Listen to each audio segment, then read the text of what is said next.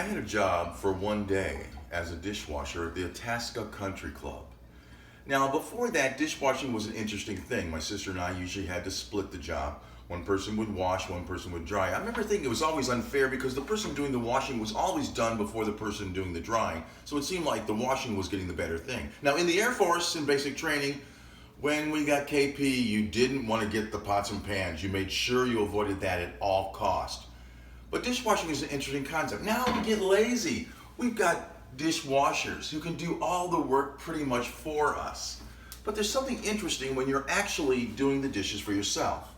Back to that time where I had a dishwashing job for one day. The reason I had that job for one day was that near the end of the day, these greasers came in. Now, greasers, if you're not familiar with the term, they wore leather jackets. They had slicked back, greasy hair, hence the term greasers. They were always smoking in the bathrooms of school, which was a no-no. Well, about 6 or 7 greasers came in the back area where the dishwashing was. Well, they looked at me. I had kind of longer hair, and the guy said, "You need to get a haircut." I calmly said back, "At least my hair's clean."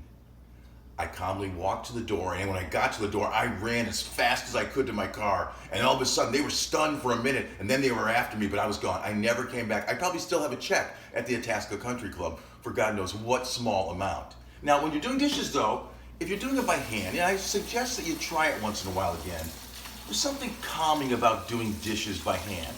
You find out how people eat, what they leave on their plate. Do they scrape their plate really clean? Is it an irritant when they scrape their plate? If you just throw it in the dishwasher, you're not getting any of the personality of the people who just ate the meal. This way you're finding out what people really liked, what they really thought about it. There's 2 lessons here. One, make sure that if you say something negative to someone, you're fast enough to at least get away. Or don't say anything negative at all. The second is, take a little more time in life. Settle down. Go a little slower. Wash something by hand. And just see if you calm down when you're doing it. Take care.